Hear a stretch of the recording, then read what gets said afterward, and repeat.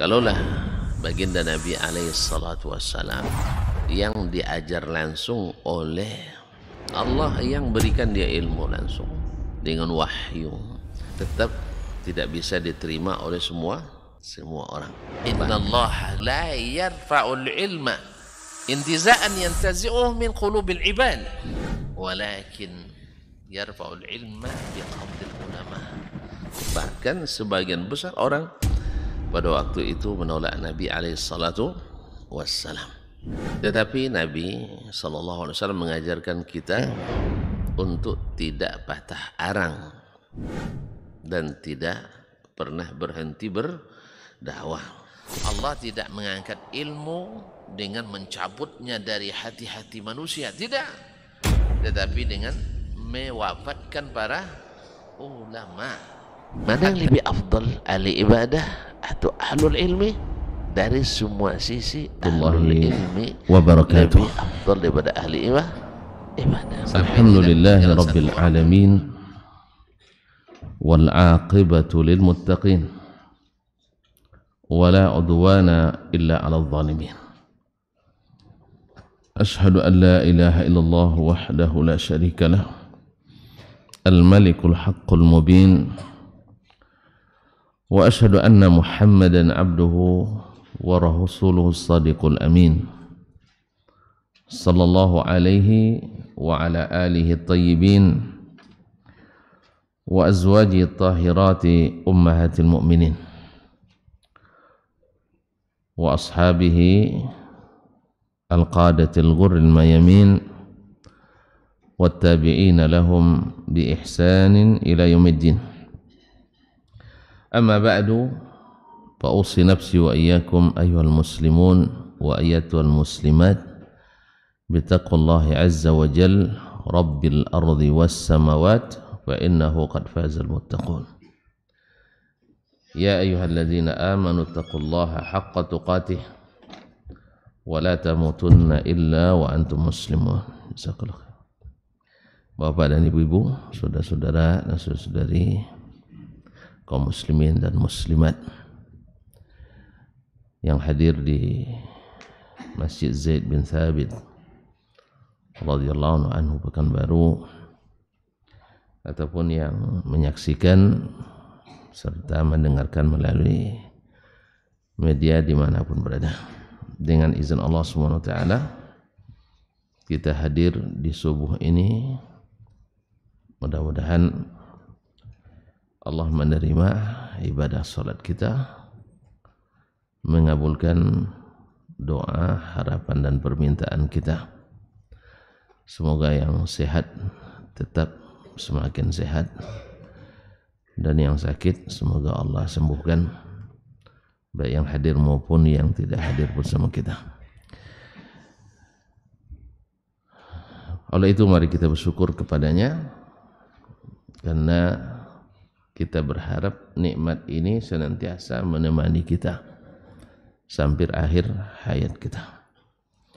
Dan kita berdoa pula mudah-mudahan yang belum merasakan nikmat datang subuh-subuh ke rumah Allah ini, Allah segerakan nikmat itu untuknya. Amin.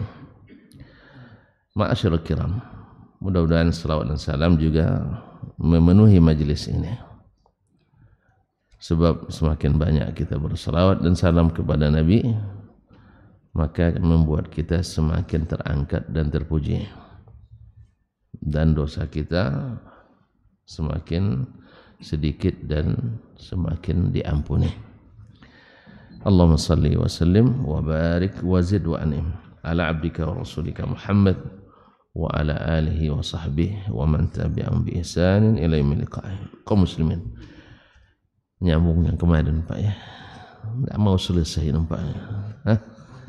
Subhanallah, tapi tak apalah, lama tapi paham daripada cepat. Masih penuh tanda tanya. Masih berkaitan dengan masalah ilmu yang merupakan bagian ketiga yang disebutkan oleh Imam tadi ya, yaitu ilmu yang menuntutnya fardu kifayah bagi sebagian khawas, bagi sebagian yang khusus. Ada yang fardu kifayah bagi semua, ada fardu kifayah bagi sebagian. Contohnya kemarin masalah jihad, sudah panjang lebar kita sebutkan bahwasanya al-jihad itu adalah zirwatu sanamil Islam, adalah puncak keislaman itu. Memang harus jihad. Cuman seperti yang sudah kita isyaratkan dan dijelaskan oleh para ulama, jihad punya syarat-syarat yang harus diikuti. Yang paling pertama adalah jihad tidak ada kecuali ada bendera imamnya. Jadi bukan setiap jamaah, setiap firqah bikin bendera jihad masing-masing. Akhirnya nanti sesama muslim berperang. Sesama muslim berperang, bukan. Harus imamnya kaum muslimin yang Allah berikan amanah mengurus umat ini. Tentu masing-masing masa sesuai dengan kondisinya. Ya, masing-masing masa kondisinya. Sekarang masa kita terpisah dan terbelah belah ke dalam negeri-negeri, negara-negara yang masing-masing memiliki pemerintahannya. Oh, enggak bisa disatukan lagi? Pasti akan disatukan lagi. Gimana caranya? Tidak lain dan tak bukan kecuali kembali kepada yang dulu Nabi SAW menautkan yang retak, menyatukan yang berserak, yaitu dengan wahyu ilahi. Makanya banyak syaitan yang menghalangi itu, baik dari kalangan jin maupun manusia. Lebih ganas lagi kadang. Manusia lebih ganas lagi, sehingga kadang-kadang dianggap sebagai jargon lelucon gitu. Kembali pada kitab dan sunnah. Mereka kembali kitab sunnah, kedalaman meninggalkan katanya. Kalau kami tidak pernah meninggalkan. Nasallallahu alaihi wasallam. Tapi memang begitulah. An-nasu adu majahilu. Orang cenderung memusuhi yang dia tidak pahami. Semoga Allah berikan juga hidayah itu kepada saudara-saudara kita yang masing belum ngeh, kata orang, dengan kembali ini kepada Al-Quran dan Sunnah Nabi alaihi salatu wassalam. Baik, kita lanjut ke Syekh bersama imam kita. Kalau saya bicara tidak banyak ilmu, tapi kalau Imam Syafi'i banyak. Qala rahimahullah, wa kadzalika ma adal farda fi udhmil fara'id allati la yasa'u jahluha wallahu a'lam. Demikianlah keadaannya, hukumnya pada selain dari kewajiban fi uzmil faraid, pada sebagian besar al-faraid, yaitu yang Allah tentukan, ketentuan-ketentuan Allah SWT. Allati la yasa'u jahluha, yang tidak mesti diketahui, tidak boleh orang tidak mengetahuinya. Wallahu a'lam. Artinya banyak atau kebanyakan daripada kewajiban yang Allah tetapkan dalam Al-Quran dan dalam Sunnah Nabi SAW, kebanyakannya adalah dari bab al-kifayat. Banyaknya adalah bab al-kifayat. Nah, tapi tidak boleh tidak mesti ada yang mengetahuinya. Kalau tidak, berdosa umat ini semua. Kebanyakan adalah fardu kifayah. Misalnya mengetahui masalah siyasah syar'iyah, yaitu politik Islam. Harus belajar politik semuanya? Tidak belajar semua, ada saling apa juga. Nah, itu sebagian. Tapi tidak boleh umat ini tidak mengenalnya. Maka diajarkan as-siyasatus syar'iyah, masalah kehakiman atau perhakiman Islam syariah. Harus semuanya tahu? Enggak. Masalah ilmu hisab. Hisab masih juga ya? Masih semuanya? Enggak. Juga payah juga. Kadang-kadang bikin masalah pula ya. Ya, kadang bikin masalah. Bikin haji enggak sama. Bikin hari raya enggak sama. Allah musta'an. Nah, dan ilmu ekonomi misalnya, juga tidak semua kaum muslimin mesti mempelajarinya. Kecuali ekonomi rumah tangga, itu masih semuanya. Tapi sederhana ekonomi rumah tangga apa dia? Masih ingat kisah Iyas Al-Qadhi? Masih? Gimana? Terima gaji, kasih istri. Kan bagian terima kasih. Jadi terima kasih istri. Nah, ya pokoknya terima, ini letakkan. Nah, ini pegang kuncinya. Silakan ambil berapa kamu mau. Nah, kalau termasuk dia jenis yang habiskan semua, jangan taruh situ semua. Itu pandailah. Nah, itu aja tidak perlu diajarin, itu antum lebih pintar dari saya. Nah, so, kita lebih tahu dengan keadaan. Tapi jangan sampai tidak cukup. Nah, itu aja. Wa kana baina dzalika qawama. Yang gak pelit pula, Pak. Ya, orang sekarang musimnya untuk taraf kita misalnya kan, taraf kita belanjanya sehari 100.000, dikasih 10.000, itu pelit namanya. Nah, tapi kalau seandainya orang biasa belanja 100 cukup sehari misalnya ya, kasih dia 200, itu baru jos katanya. Baru menyenangkan. Nah, pokoknya pandai-pandai lah, itu semua kita tentu tidak sama semua. Orang kebutuhannya beda ya Pak ya. Kemampuan beda, kebutuhan beda. Yang jelas tidak ada cerita berlebih itu. Ya, kalau tunggu berlebih dulu, tidak ada cerita berlebih. Semuanya habis itu. Makanya orang berapa gaji?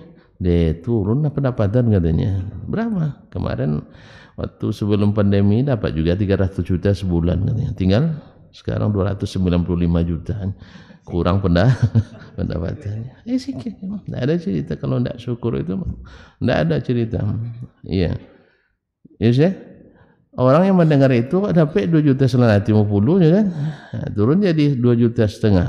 Tak ada bilang alhamdulillah juga kan. Nah, kaum muslimin dan muslimat. Jadi ada hal-hal yang fardu kifayah dan itu pun diketahui oleh sebagian daripada bagian ulama. Wa hadza kadza kullu ma kana al-fardu fi maqsudan bihi qasd al-kifayah. Demikianlah setiap kewajiban yang dimaksud dengannya qasd al-kifayah, yaitu fardu kifayah fi ma yanub, yaitu sesuatu yang bisa diwakili, sesuatu yang bisa diwakili. Fa idza qama bihi minal muslimin, apabila ada di antara kaum muslimin melakukan man fihil kifayah, yaitu dia bisa mewakili dan cukup. Kan mewakili kadang tidak cukup ya, tidak selesai sama dia. Nah, tapi bisa dia melakukannya. Kharaja man takhallafa anhu minal ma'tham, keluarlah orang yang tidak ikut melaksanakannya dari dosa. Jadi ada orang yang mewakili, dengan dia mewakili selesai kewajiban. Tapi kalau terbengkalai kewajiban, tidak selesai kan? Semuanya berdosa. Nah, misalnya menyelenggarakan mayat. Nah, kalau kami pelajaran sampai memandikan, Ustaz, kapan tidak bisa kami urangnya kan itu? Berarti belum bisa menggantikan keseluruhannya. Atau sampai ngapaninya ngubur tidak pandai lah dan sebagainya. Berarti tidak selesai. Tapi kalau bisa dia tangani semuanya dari mandikan, mengapani, menyolatkan, mengantar, menguburkan, habis itu mentalkinkan. Tidak setuju nampaknya. Ini beda majelis nampaknya. Kalau majelis lain jangan sampai tidak talqin. Kalau majelis ini jangan sekali-kali talqin. Itu yang benar yang mana ya? Dua-duanya? Dua-duanya benar. Jadi jangan dibaca-baca itu Pak. Padahal dibaca terus dan dituliskan oleh para ulama dan dibahas. Tapi hari ini enggak boleh dibahas katanya. Karena memecah belah. Tidak. Allah musta'an. Kaum muslimin dan muslimat dirahmati Allah. Baik, walau dayya'uhu mimma walau dayya'uhu ma'an khiftu alla yakhruja wahidun minhum mutiqun fihi minal ma'tham. Kalau seandainya semua mereka menyia-nyiakannya, tidak mendirikannya secara bersamaan, khiftu alla yakhruja wahidun minhum mutiqun fihi minal ma'tham, Saya khawatir tak satu pun mereka yang sanggup. Ini yang sanggup nih, keluar dari dosa. Kenapa yang sanggup saja? La yukallifullahu nafsan illa wus'aha. Tidak dibebani seseorang itu kecuali yang dia sanggup. Nyose saya sanggup jadinya berdosa kita kan? Enggak, antum punya kelebihan ketika bisa mewakili orang lain. Misal kan tadi katakan oleh dalam Imam Syafi'i katakan misalnya masalah jihad tadi harus ada yang mengetahuinya dari sebagian yang Allah berikan kemampuan untuk mengetahuinya. Lalu yang mengetahui tak satu pun melakukannya. Siapa yang berdosa? Semua enggak, yang berilmu saja. Nah, makanya orang berilmu itu diangkat tinggi, tapi pas dosanya dipijak pula sampai picak. Jelas Pak? Jadi orang-orang berilmu Allah berikan derajat tinggi, tapi ingat kalau tidak melaksanakan Allah, itu pula yang pertama dinyalakan kepadanya api neraka. Makanya tuan-tuan jangan lupa doakan kami semua. Jadi doa sendiri aja, Allah firli aja, bilang juga Allah firli wali ustaz. Ya saya, karena sebagaimana tuan-tuan kita semua perlu hidayah, guru-guru kita juga perlu hidayah. Karena tidak sedikit orang subhanallah beretorika hebat, tapi membentuknya dalam dunia nyata hilang hebatnya. Betul? Betul enggak? Enggak pernah nampak, saya banyak contohnya. Iya. Disuruh bicara tentang masalah al-karam, kedermawanan, Masya Allah, si kita nyangka dia adalah lebih dermawan dari Nabi.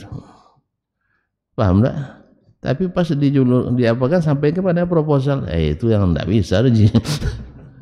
Jadi kalau bicara retorika kalah semua orang. Yang Abu Bakar aja malu berbicara di depannya. Abu Bakar saja, tahu Abu Bakar? Abu Bakar Siddiq, tahu enggak gimana dia? Semuanya diberikan. Tapi kalau di depan orang yang ahli retorika ini, malu Abu Bakar bicara masalah infak di depan dia. Tapi dunia nyata malu pula kita mendekatkan dia dengan Abu Bakar. Ada? Jangan tuan-tuan nengok saya pula. La ilaha illallah, awak pula yang tertuduh jadi. Kaum muslimin dan muslimat, makanya saya malu juga bicara tentang infak itu ya. Karena infak ada adur ya saya. Nah, makanya Al-Hasanul Basri rahimahullah, imam tabi'in di Basra di masanya. Bahkan sampai hari ini tetap imam ya.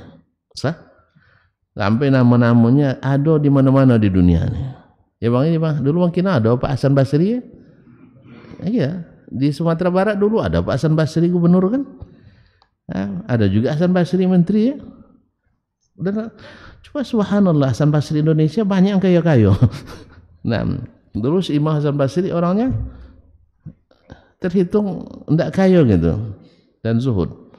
Diminta khutbah oleh jemaah tentang fadilat memerdekakan hamba. Kan tidak semua orang punya hamba sahaya Pak. Tapi dia tidak siap berkhutbah. Ditunggu sampai 3 bulan. Padahal dia tiap Jumat khatibnya dia. Berapa kali khutbah itu? 12 kali khutbah, ditunggu-tunggu, tidak juga dia khutbahkan. Ada selepas 3 bulan baru dia khutbah. Datang lagi yang minta tadi, entah pengurus, entah jemaah, tidak dijelaskan oleh kisahnya. Yang jelas dia bilang, ya Imam sejak 3 bulan yang lalu, sampai saya pun ada sudah jengkel juga. Kenapa tidak khutbah-khutbah juga imam nih? Akhirnya dia bilang, ya akhi, sejak kau katakan itu menjadi beban bagiku, sebab belum pernah merasakan memerdekakan hamba, budak.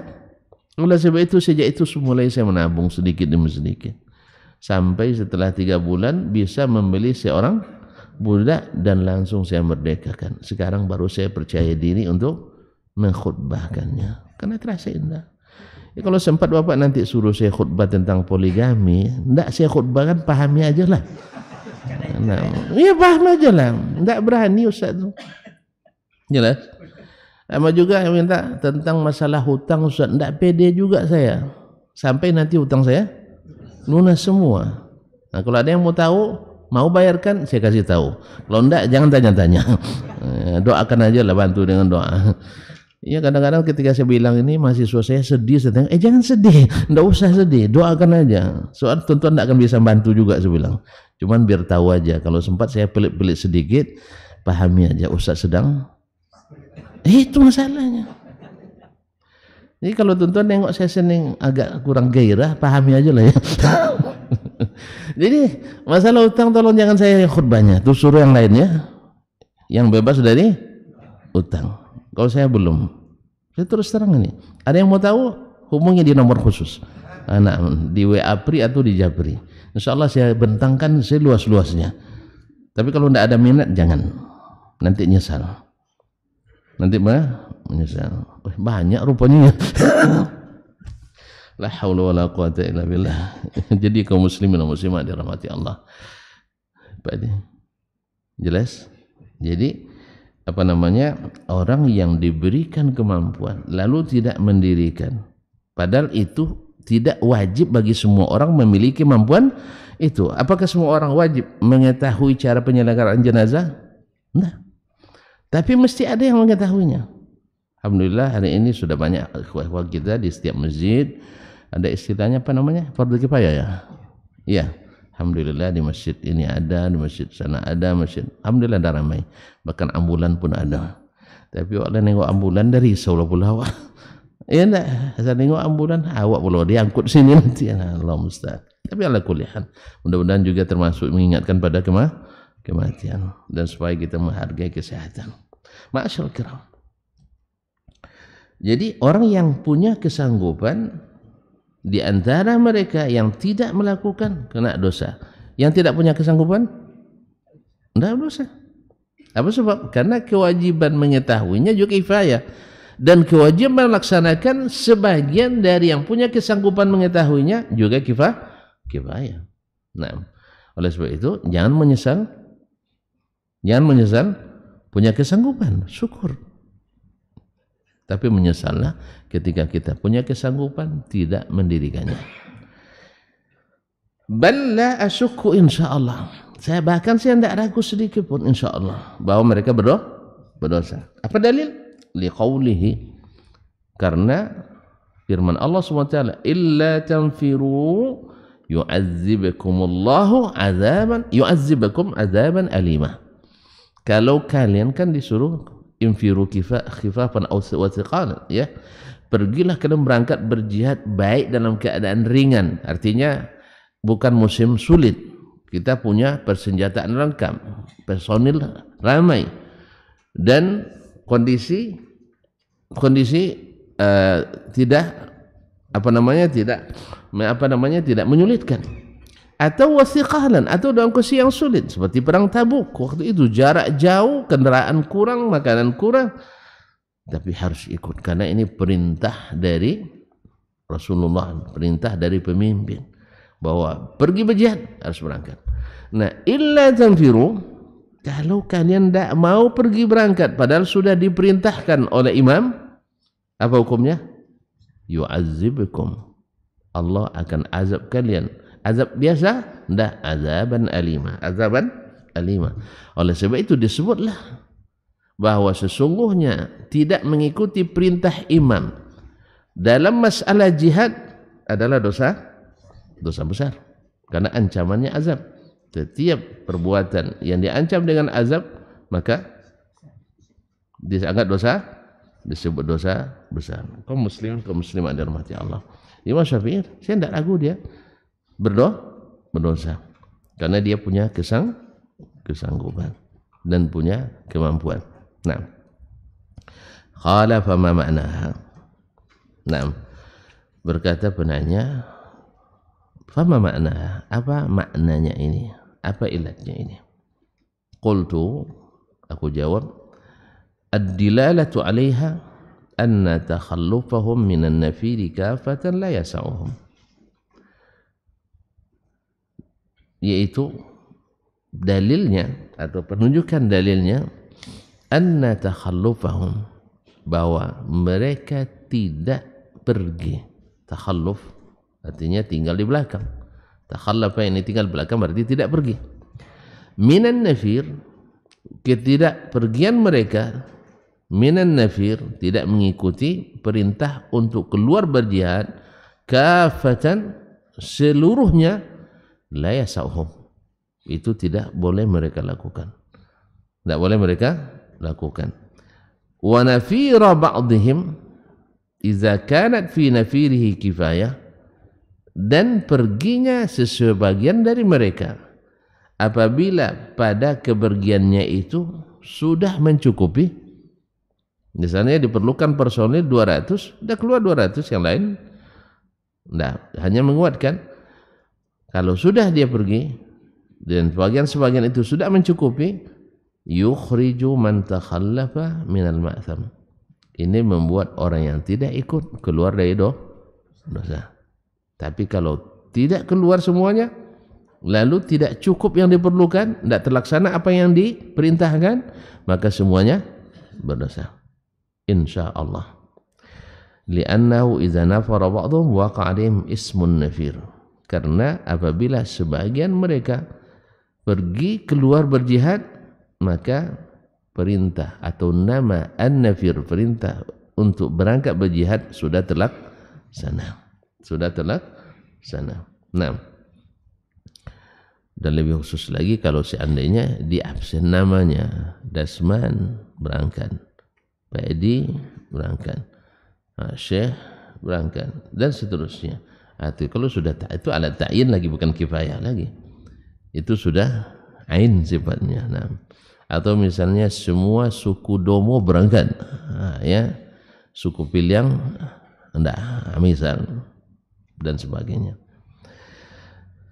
Qala wa mithlu madza siwal jihad. Lalu bertanya lagi kepada imam, seperti apa selain jihad contohnya? Apa contohnya selain daripada jihad? Dulu zaman Imam Syafi'i bicara masalah jihad ini mengasihkan, menyenangkan, karena memang orang suka jihad. Oh, sekarang enggak, orang takut jihad, bahkan membenci kata jihad, karena memang sengaja banyak musuh-musuh Islam menggunakan tangan-tangan orang-orang yang bersemangat tetapi tidak berilmu untuk merusak nama jihad.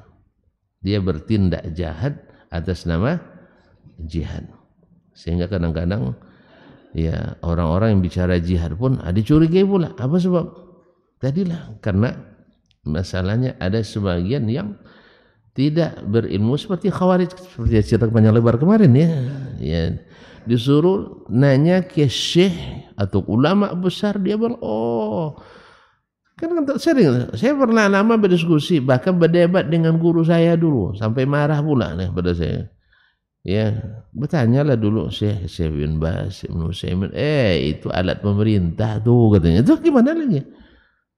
Terus kalau seandainya orang sekelas itu Syekh bin Baz, yang saya lihat bajunya lebih murah dari baju saya, dan baju saya juga baju paling murah pula dari antara kawan-kawan mahasiswa. Coba bayangkan, padahal dia muftinya orang Arab Saudi, kerajaan, yang kalau lebih sering raja yang berkunjung ke rumahnya, ke kantornya, pada dia berkunjung ke tempat raja. Jelas ya? Ya, saya. Nah, sudah dicurigai sebagai alat pemerintah, tentu saya lebih dicurigainya. Yang masih mahasiswa kan suka bikin proposal minta bantuan pemerintah. Walaupun saya alhamdulillah Pak, sejak masih kocik-kocik lagi, tidak suka minta-minta itu. Kalau dikasih saya beri, kalau tidak tidak, doakan ya. Alhamdulillah saya memang tidak suka untuk pribadi ya. Alhamdulillah kayaknya saya tidak pernah, tapi kalau pernah mungkin karena dulu. Pokoknya intinya berangkat ke Jakarta, kawan-kawan minta pula ke Bupati tambang ke Jakarta, gitu kan? Ada yang kan putra daerah nih caknya. Saya bilang, saya tengok dompet saya untuk bayar bis cukup nih kayaknya. Ya, akhirnya saya enggak ikut.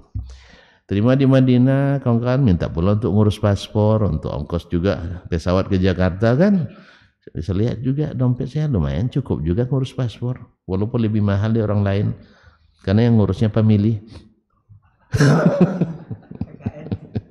Bukan. Kalau lewat calo 250. lewat saudara 250 plus 100. Allah musta'an. Jadi dia minta bagian lagi. Dia lewat calo juga rupanya. Allah musta'an. Jadi karena waktu itu ada saudara pegawai juga di imigrasi itu. Pegawai bukan calo pula, enggak, bukan pengurus dari luar, enggak. Tapi ini awak kira lebih cepat, lebih murah. Ternyata lebih lambat dan lebih mahal. Allah musta'an. Itu dulu, sekarang enggak lah. Itu dulu, sekarang masih enggak tahu, saya enggak tahu. Alhamdulillah. Insyaallah enggak. Saya sendiri yang mengalami tonton kan tidak. Nah, ala kulli hal, kaum muslimin dan muslimat dirahmati Allah. Sampai di situ kenapa tadi ya? Saya lupa kenapa. Alat pemerintah. Antum nyimak, masya Allah. Jadi mereka tidak lain mau mengikuti ulama-ulama seperti itu. Yang beliau itu sering berhutang untuk membantu orang lain. Semasa beliau jadi rektor di Madinah itu. Ini yang cerita memang pejabat juga di Universitas Islam Madinah. Ketika jadi rektor, ada mahasiswa bawa keluarga, yang nama bawa keluarga kan tentu banyak kebutuhannya kan. Sering minta bantuan. Habis uang sosial di kampus. Tidak diberi oleh pejabat yang bertanggung jawab kan dalam masalah itu. Lalu mahasiswa ini karena kantor syekh kan mudah dimasuki. Tidak seperti kantor syekh kita sebagian hari ini. Ya, kalau kantor syekh mudah dimasuki. Dia larang untuk mempersulit mahasiswa masuk. Ya, ada memang pejabat sekretarisnya kan, tapi dia pesan jangan sampai ada mahasiswa yang tak boleh masuk. Nah, kalau kita tidak, jangan coba-coba mahasiswa, makanya demo dia di luar. Ya payah betul dijumpai kan. Makanya tentang kalau punya tidak bisa dijumpai dengan mudah, jangan jadi pejabat publik, jangan. Laknat yang banyak kita dapat. Tapi kalau susah mau jadi pejabat publik, siapkan diri kapan saja bisa dijumpai. Kalau perlu protokoler itu dihapus. Tidak bisa dosanya. Insya Allah kalau antum tidak bisa, suruh saya. Insya Allah saya bisa. Cuma masalahnya tidak ada yang tidak mau mundur kan, maju dia mau. Iya. Awak sebenarnya mau maju dengan syarat tidak ada lagi yang mau maju. Nah, insya Allah bisa saya hapus. Saya janjikan. Janji politik terusan. Oh iya juga ya. Nah yang tidak jadi saya berjanji. Nah tidak jadi. Nanti tuan tuduh lagi janji politik. Awak belum berpolitik dah tertuduh janji politik. Ini baru cerita gitu sudah tertuduh janji politik. Kalau gitu tidak jadi janji. Jadi kaum muslimin dan muslimat. Jadi Syekh bilang tidak boleh mahasiswa yang tidak boleh masuk, wajib masuk, apapun masalahnya. Jadi karena demikian, tentu banyak masalah yang diangkat ke Syekh langsung.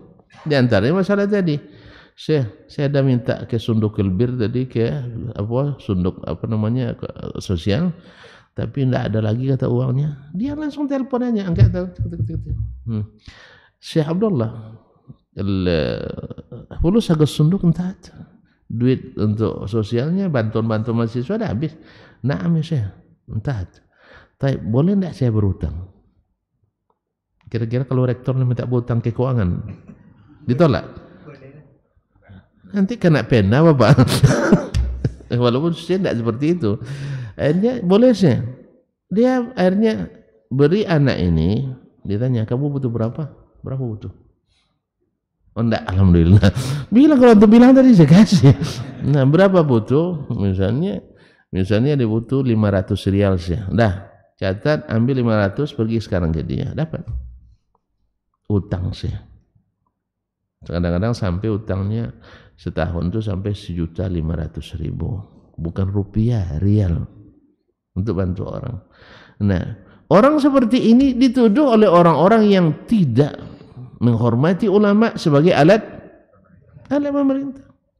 Dan yang menuduh ini, mohon maaf tadi saya katakan syekh saya, bukan orang biasa, guru kita yang kita hormati. Sebab termasuk ke dalam jiwanya pemikiran bebas tidak menghormati ulama. Sampai-sampai dia bilang, kamu membela orang itu karena kamu sudah makan nasi mereka. Nggak pun makan nasi mereka wajib juga kita bela, kan, apalagi sudah makan nasinya. Ya, jadi siapa yang pernah kasih saya makan nasi akan saya bela. Kalau dia benar. Kalaupun tidak, akan saya ringankan serangan kepadanya, saya tangkis. Sebab walaupun misalnya benar, harus dicarikan supaya tidak terlalu keras serangannya. Jelas ya. Masa antum biarkan orang berjasa baik sama antum biarkan gitu aja? Jelas. Kecuali membalikkan yang batil menjadi hak kepada yang batil, tidak. Saya ingin mengatakan bahwa beliau itu yang seperti ini mungkin jadi alatnya. Datang orang raja ke rumahnya masih berlantai tanah, ini Syekh Utsaimin. Datang ke rumahnya Al-Malik Khalid, Raja Khalid waktu itu. Nengok lantai apa nih, tentu kan kasihan Syekh, kasihan raja kan, minta izin dia dengan sangat takzim, Syekh boleh enggak saya buatkan rumah untuk Syekh? Sebab takut dia dimarahi sama Syekh kan. Dengan bahasa santun Syekh menolak dengan halus. Mohon maaf ya, hai baginda raja, saya sudah siapkan rumah di Nasriyah. Saya sudah siapkan rumah insyaallah di Nasriyah. Sang raja memikir memang sudah bikin rumah beneran. Setelah pergi sang raja, baru muridnya datang, Syekh, saya bikin rumah di Nasriyah. Iya kan, pekuburan kita di situ. La ilaha illallah. Yang seperti ini mau diperalat oleh raja, oleh pemerintah, tuan-tuan. Yang bisa diperalat itu yang seperti kita ini. Belum lagi ada rencana bantuan sosial, proposal sudah masuk. Itu iya mungkin. Kiai kadang kita jadi kiai, jadi buya, sering nelpon ke Kesra tuh. Pak, dah do acan-can dah. Kalau ada can kasih tahu ya. Kalau gitu memang mudah kita beralat. Tapi diantarkan ke rumahnya, ditawarkan kepadanya, bahkan lebih takjub lagi Syekh Utsaimin rahimahullah taala, ketika dia sedang selesai ngaji, ada salah seorang murid setianya datang kepada Syekh, saya Kamis malam besok nikah. Orang sana kan nikahnya malam kan? Nah, nikahnya malam. Resepsinya maksud saya, resepsinya malam Kamis malam saya akan menikah di villa itu. Biasanya mereka juga di gedung orang ramai, di villa atau di apa istilahnya kita, tempat-tempat nikah tuh. Enggak pernah nikah di tempat itu. Apa namanya? Bukan KUA, itu akad nikahnya. Walimanya maksudnya gedung Balai Sudirman misalnya, atau di PU atau apa namanya? Samo gitu rupanya. Apa namanya bang? Aula, ada aula itu tempat itu. Kalau di Malaysia Balai Orang Ramai namanya ya. Nah, di sini saya kok lupa lagi namanya ya. Karena kita sering bahasa asing itu masalahnya. Itu saya tak hafal. Kalau di Malaysia kan selalu bahasa Melayu kan, Balai Orang Ramainya tuh. Jadi senang ngapalnya. Kalau kita ballroom ya, ballroom. Atau enggak, mereka di villa biasanya. Jadi saya Kamis ini ya, iya. Kamis ini saya ada acara sudah terjanjikan di, anggaplah di Riyadh misalnya. Dia kan tinggal di Qasim. Tolonglah saya, cancel lah acara saya, kan sekali ini cuma saya nikah. Besok tambah lagi. Ya baru pertama dia masih bujang kan. Tidak bisa akhir, saya janji harus janji ditepati. Sampai begitu-gitu, sampai lama Nabi Lobi datang orang bawa mobil baru. Mobil Amerika. Nah, datang ke Syekh, ini majikan saya suruh antar mobil itu, mobilnya ini kuncinya. Saya bilang, weh, saya masih punya mobil, saya tidak butuh mobil, bawa balik ke majikanmu, saya tidak butuh. Syekh, majikan saya bersumpah, kalau orang Arab kalau bersumpah wajib terima. Berarti sungguh-sungguh dia bersumpah, saya tidak pulang bawa mobil lagi, harus saya tinggal di sini, bagaimanapun saya harus terima. Karena dia juga maksa gitu, dia ambil kunci, bilang sama anak muridnya tadi, mohon maaf ya, ini kadonya, saya tidak bisa hadir. Apa ndak awak waktu itu? Sempat kita yang seperti itu kan. Iya Pak Edi ya. Kalau itu perlu lagi minta dia hadir. Seolah-olah ini lebih barokah.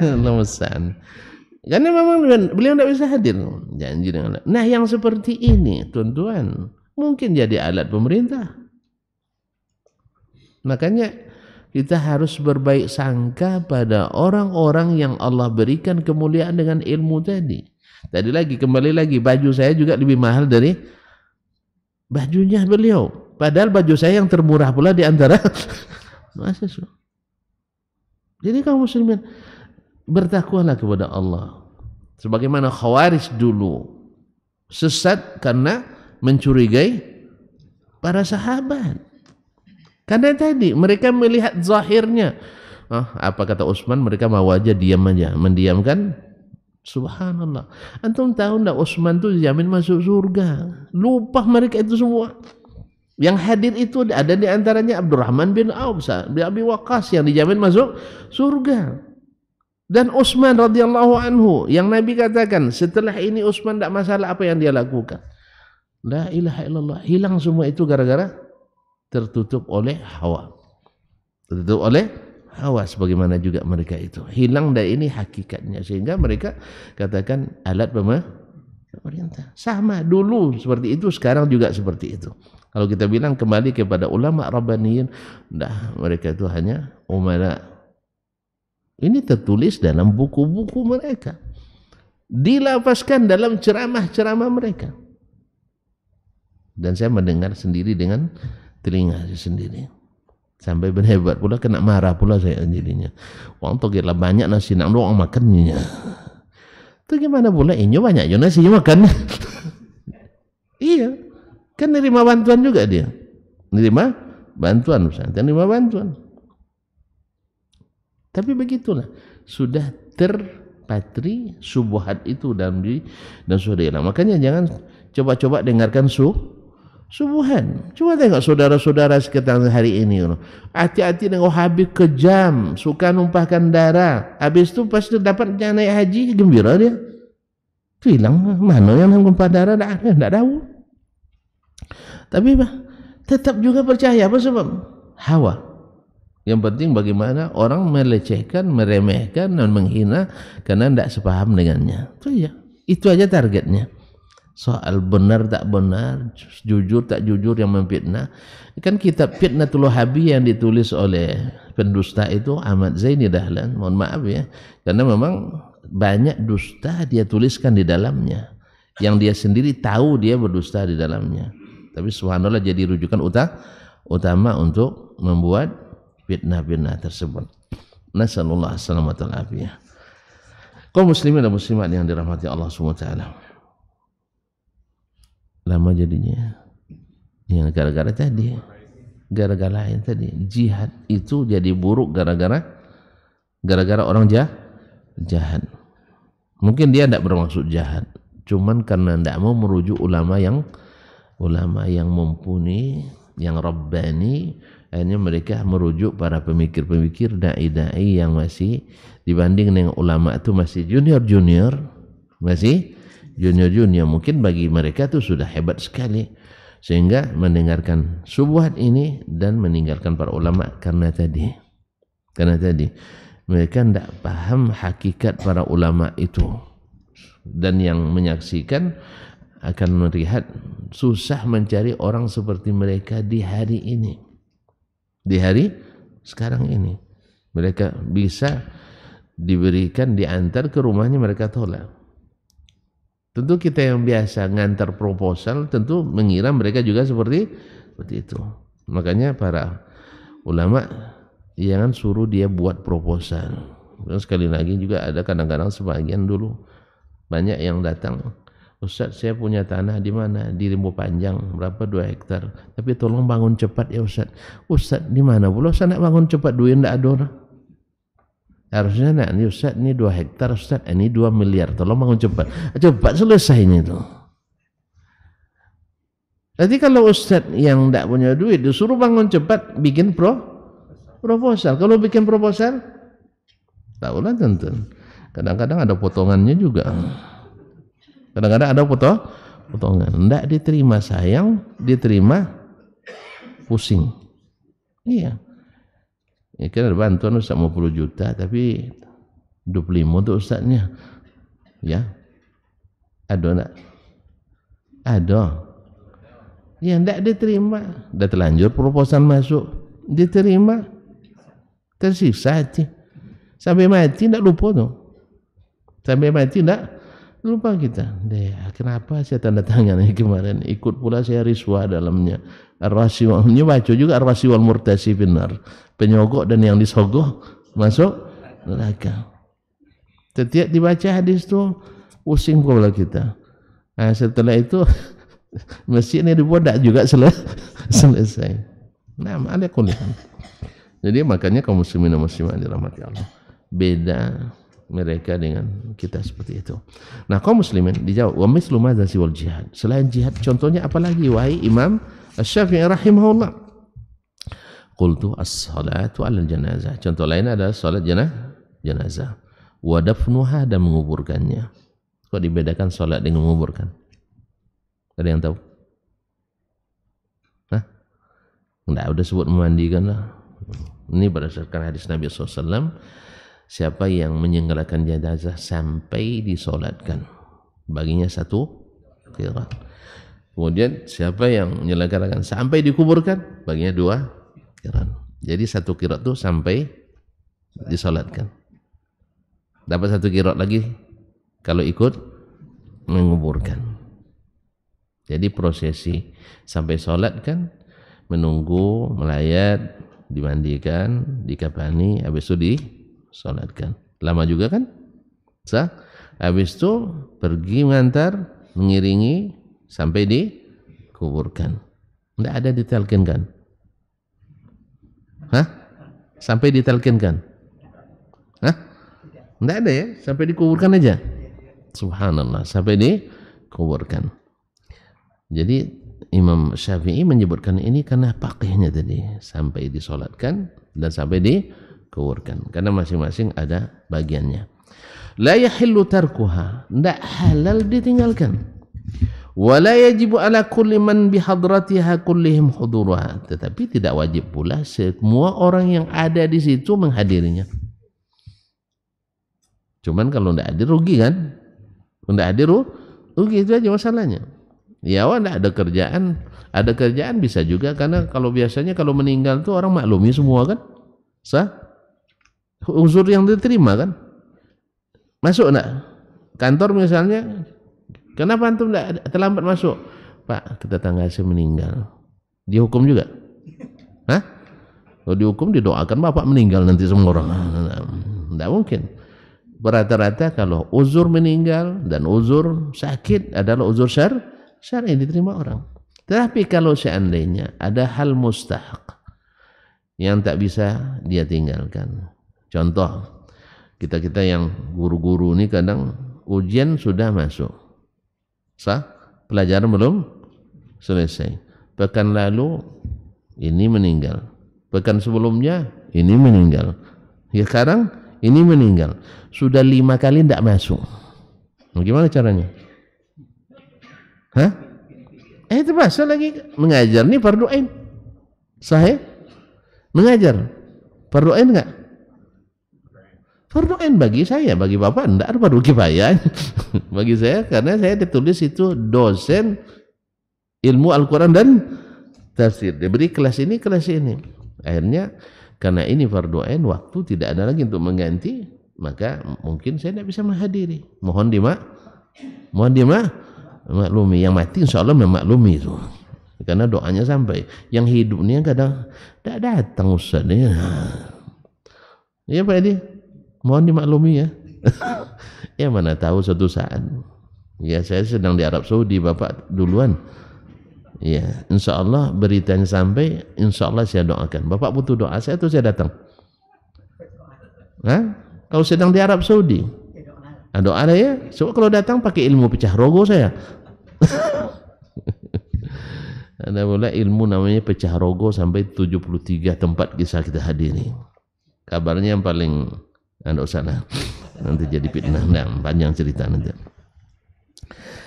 Wa yukhriju man takhallafa min al-ma'tham man qama bi kifayatiha. Yang hadir, yang ada di tempat waktu itu, misalnya di Pekanbaru meninggal, kita sedang di Pekanbaru, bisa datang kan? Cuman masalahnya ada hal-hal, satu mungkin ya kondisi badan kurang sehat. Tapi kalau hadir dipaksakan bisa juga. Sah? Atau memang ada urusan keluarga yang bisa tidak ditunda. Sah? Kemudian atau memang tadi seperti yang saya katakan tadi, guru harus menyelesaikan tugas mengajarnya. Kalau pergi minimal 3 tatap muka hilang. Sah? Kan apalagi hari ini banyak prosesi jenazah itu sih. Iya enggak? Kata sambutan dari keluarga perempuan. Enggak, itu nikah tuh ya. Kata sambutan dari Pak RT, kata sambutan dari Pak RW, kata sambutan dari Pak Lurah, kata sambutan dari kepala kantor, kata sambutan dari mewakili undangan, mewakili tamu yang hadir. Habis itu tahlilan 1000 kali. Habis itu yasinan. Habis itu adalah prosesi menyuruh di bawah jenazah dan sebagainya. Habis waktu ya. Kan lama tuh. Akhirnya setelah zuhur baru berangkat. Habis itu setelah dikuburkan aja lagi talqinannya. Habis itu ada tahlilannya. Habis itu ada yasinannya. Habis itu ceramah lagi. Akhirnya jam 3 belum selesai penguburan. Nasallallahu alaihi wasallam. Enggak, prosesi itu dipercepat. Kata Nabi lebih cepat lebih baik. Kalau nak boleh tausiah. Ada pula yang memanfaatkan tausiah tuh, ceramah pula setengah jam lebih kenang. Ya, kalau di tempat kuburan panas-panas itu cukuplah. Kultum aja. Kuliah terserah antum. Allah musta'an. Wa yakhruju man takhallafa min al-ma'tham man qama bi kifayatiha. Tapi orang yang mendirikannya, melaksanakannya, mengeluarkan, membebaskan orang yang lain dari dosa. Jelas? Taib. Wa hakaza raddus salam. Demikian pula hukumnya menjawab salam. 6. Qala Allah berfirman, wa idza hayyitum bi tahiyyatin fahayyu bi ahsana minha aw rudduha. Apabila kalian diberikan penghormatan salam, maka balas dengan yang lebih baik. Itu assalamualaikum, waalaikumsalam warahmatullahi wabarakatuh, lebih baik. Atau bimithliha, atau semisalnya, waalaikumsalam, itu semisalnya. Innallaha kana ala kulli syai'in hasiba. Allah Maha menghitung segala sesuatu. Kalau kita lebihkan, tidak luput dari hitungan Allah Subhanahu wa taala. Kemudian menjawab salam hukumnya wajib. Nah, tapi yang memulai lebih besar pahalanya. Yang memulai lebih besar pahalanya. Wa qala Rasulullah sallallahu alaihi wasallam. Rasulullah berkata, yusallimul qa'imu 'alal qa'id. Yang berdiri mengucapkan salam pada yang duduk. Wa idza sallama minal qaumi wahidun ajaza anhum. Nabi juga katakan, apabila satu dari mereka mengucapkan salam, yang lain terwakili. Wa innama urida bihadzal raddu. Naam, sesungguhnya dimaksud dengan jawaban ini faraddul qalili jami'un lismir raddi. Karena yang dimaksud adalah menjawab, maka jawaban satu orang cukup mewakili yang lain. Tapi kalau ramai-ramai lebih baik. Nah, misalnya assalamualaikum, kita jawab waalaikumsalam warahmatullahi wabarakatuh, lebih ramai, lebih banyak. Sama juga dengan menjalankan jenazah tadi. Hadir 3 orang cukup, tapi kalau hadir 3.000 orang lebih bagus. Nah, apalagi kalau yang disolatkan orang soleh, orang yang berjasa, orang yang punya karya di bidang agama, di bidang kemasyarakatan dan sebagainya, dan orangnya baik-baik. Di hadis semakin banyak semakin bagus. Nah, Wal kifayatu fi mani'un li ayyakuna ar-raddu mu'talan. Maka dengan kifayah tadi, dengan sebagian menjawab, maka jawabannya tidak lagi mu'attalan. Artinya tidak lagi ditiadakan. Sekarang sudah ada yang menjawab. Nah, walam yazalil muslimuna ala ma wasabtu. Dan orang Islam sejak dulu seperti itu, seperti yang saya sebutkan. Munzu ba'athallahu nabiyahu, sejak Allah mengutus nabinya sallallahu alaihi wasallam, bima balagana ilal yaum, sesuai dengan yang sampai kepada kita sampai hari ini. Yatafaqahu aqalluhum, ya, paling sedikit di antara mereka yang bertafaqquh. Di antara sahabat labda 100 di zaman Haji Wada, 124.000 orang, sejumlah para nabi dan rasul semuanya, Masya Allah. Ya, ada yang bilang 124.000 di Haji Wada. Yang ulamanya berapa orang? Ya mungkin tidak sampai 1.000 kan? Nah, jadi saya buat pertanyaan di ilmu mustalah hadis pada mahasiswa, para sahabat semuanya, A ulama, B udul, C dua-duanya benar. Ada pilihnya C, ada yang pilih C, dua-duanya benar. Seluruh sahabat ulama keliru, enggak. Kemudian juga saya katakan, kan sebagian orang, karena ada juga ulama besar yang mengkampanyekan itu. Tidak boleh kita baca hadis dan memahaminya langsung dari hadis Nabi Sallallahu Alaihi Wasallam. Alasannya kita tidak mujtahid. Lalu saya tanya, dulu sahabat semuanya ulama mujtahid apa bukan? Jawabannya bukan. Ulama semuanya ulama. Sahabat semuanya ulama? Tidak. Lalu mereka bertanya langsung tidak ke Nabi? Bertanya langsung tidak ke Nabi? Pernah enggak ditolak Nabi? Kamu belum level, tanya saya, tanya dulu yang lain-lain. Ada enggak? Enggak. Tapi kenapa antum larang sekarang orang untuk memahami hadis langsung dari hadis? Oh, nanti mereka berfatwa. Oh, kalau fatwa jadi ulama, dia enggak mungkin lah. Kalau antum takut dia berfatwa, enggak mungkin lah orang awam kan berfatwa. Mungkin enggak? Tentu enggak berfatwa ya. Orang-orang yang sudah terdidik ngaji lama aja enggak berani berfatwa, sah? Oh, kalau untuk nyiapkan mufti, lain cerita lagi. Harus duduk kita. Saya aja yang sudah banyak duduk ulama belum berani jadi mufti. Kadang-kadang dipaksa aja.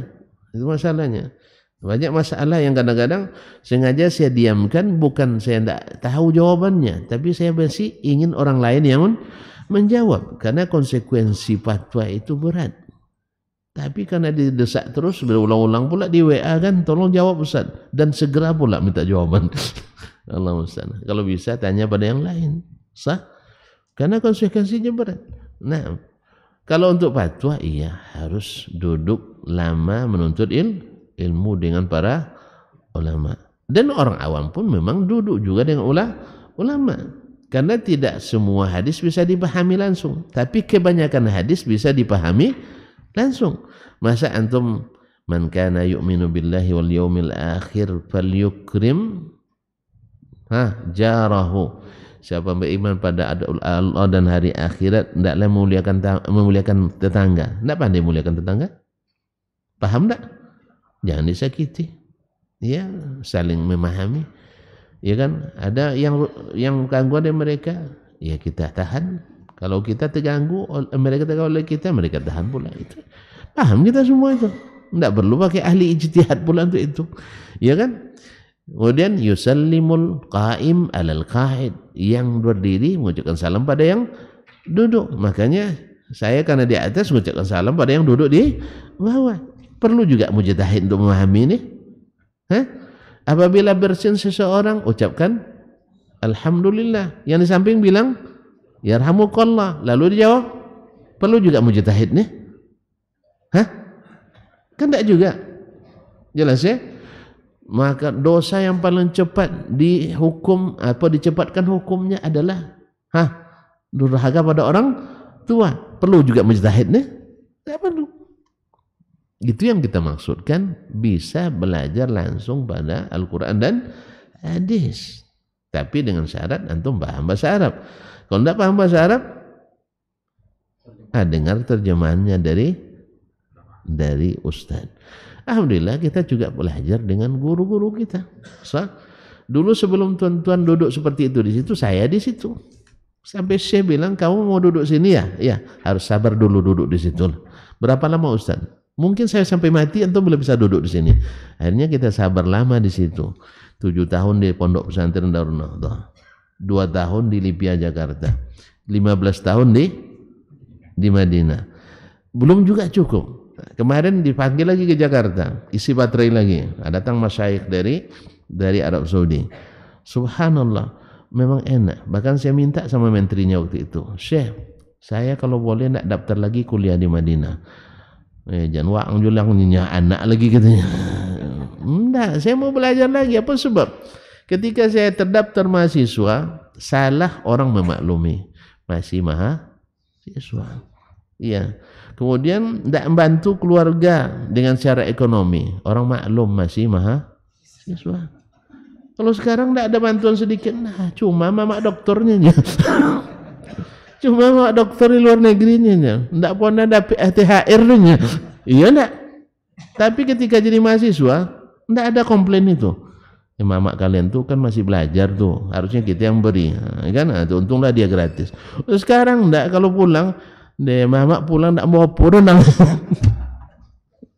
Ya saya, makanya saya enggak daftar lagi, cuman sayang enggak diterima lagi jadi mahasiswa, karena dibatasi 25 aja.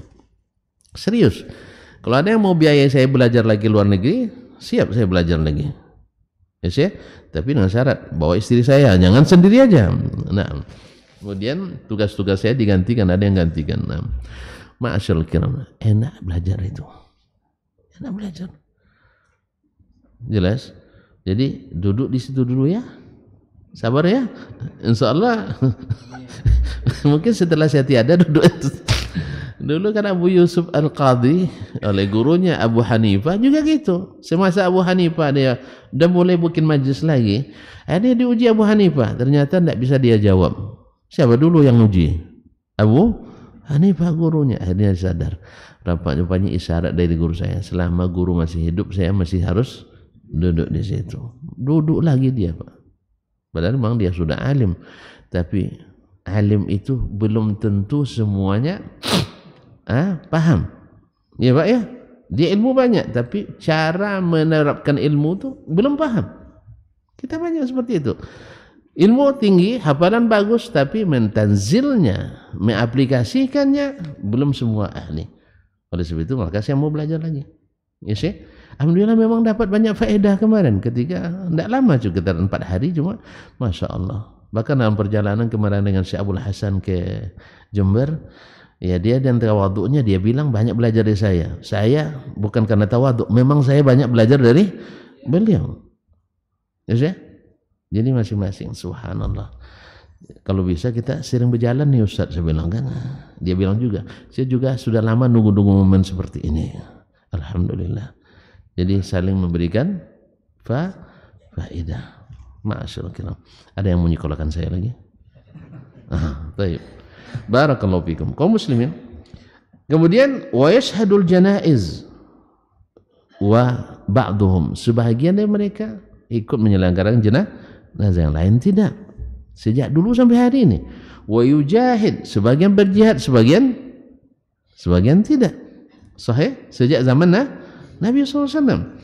Wa yaruddus salama ba'dhum, sebagian menjawab salam, sebagian tidak. Itu juga sudah terjadi. Dari mereka kita belajar. Wa yatakhallafu an zalika ghairuhum, dan yang lain tidak mengikutinya. Fa ya'rifuna al-fadla liman qama bil fiqh. Namun mereka menyadari yang ikut tafaqquh fid din pasti punya kelebihan, dan itu diakui. Sampai Nabi sendiri mengakui, a'lamun nasi bil halal wal haram Mu'az. Yang paling paham ilmu halal dan haram Mu'az, dari Nabi. Wa afraduhum Ali, yang paling pandai faraid adalah Ali bin Abi Talib. Wa aqdahum Umar, yang paling ahli dalam hukum adalah Umar. Bukan maknanya lain tidak paham, cuman di sini kelebihannya. Sedangkan wa arhamu ummati bi ummati Abu Bakar, yang paling penyayang pada umatku adalah Abu Bakar. Kenapa? Gurunya Sayyiduna Muhammad sallallahu alaihi wasallam, wa ma arsalnaka illa rahmatan lil alamin. Maka murid terdekat pasti paling mirip dengan gurunya. Saya melihat di antara guru-guru kami, banyak guru kami di Madinah yang adabnya tinggi, itu mengalir pada murid-muridnya, juga punya adab tinggi. Yang kurang memperhatikan adab, bukan tidak beradab. Tidak boleh kita katakan guru kita tidak beradab, kan nanti saya pula tertuduh nanti. Kalau guru orang tidak beradab, wang lebih beradab. Bukan. Ada yang punya kelebihan. Nampak dari pembawaannya. Seperti apa beliau, murid-muridnya rata-rata seperti itu. Jadi enak saya mendengar, melihat itu ya. Memang menilai itu paling enak. Dinilai itu yang payah. Apalagi kalau tidak lulus. Allah musta'an. Jadi oleh sebab itu, kalau tuan-tuan nilai, kasih nilai tinggi ya. Kasih nilai tinggi lah. Kalau tidak, doakan dapat nilai tinggi. Baik, yang punya kelebihan fikih pasti diangkat lebih tinggi. Secara tidak bisa ditolak karena Allah yang angkat. Nah, wal jihad, demikian juga yang pergi berjihad lebih daripada yang tidak pergi, walaupun tidak ada yang dihinakan di situ, tidak ada yang direndahkan, tapi yang tinggi tetap dia tinggikan. Wa hudurul janaiz, demikian juga kelebihan bagi yang hadir jenazah. Sampai Abdullah bin Umar ketika baru sampai kepadanya hadis qiratain, wih, selama ini banyak kita sia-siakan rupanya. Sejak itu tidak mau lagi dia, kecuali kalau dengar jenazah dia hadiri.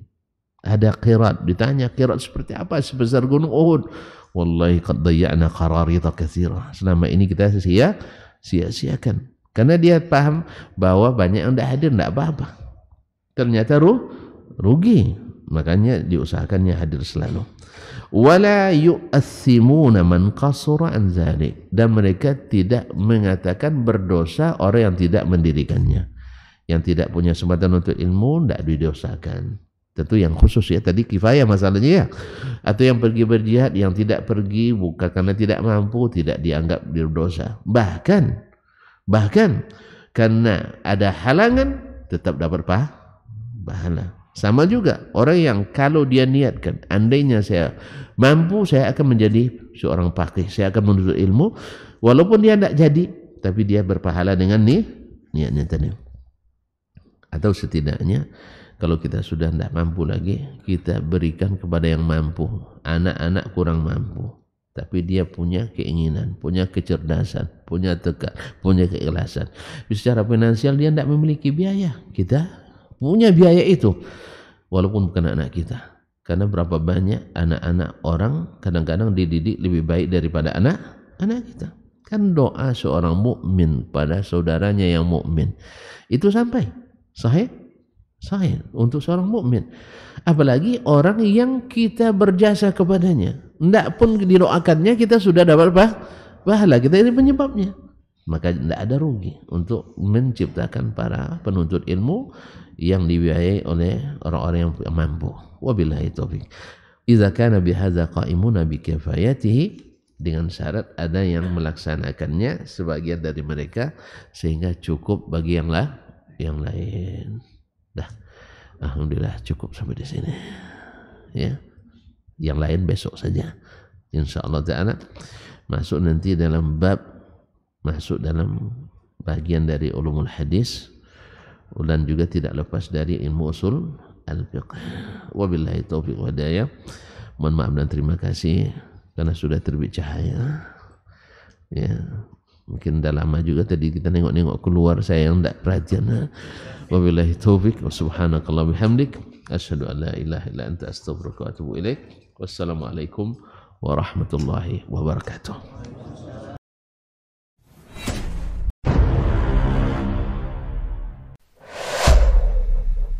Dunia dan seisinya ini bagi Allah tak sama nilainya dengan sebelah sayap lalat. Barang siapa yang beramal untuk akhiratnya, Allah akan cukupkan baginya urusan dunia. Sayati zamanun 'alan nasi As-sabiru fihim qalqabit al-jamarah.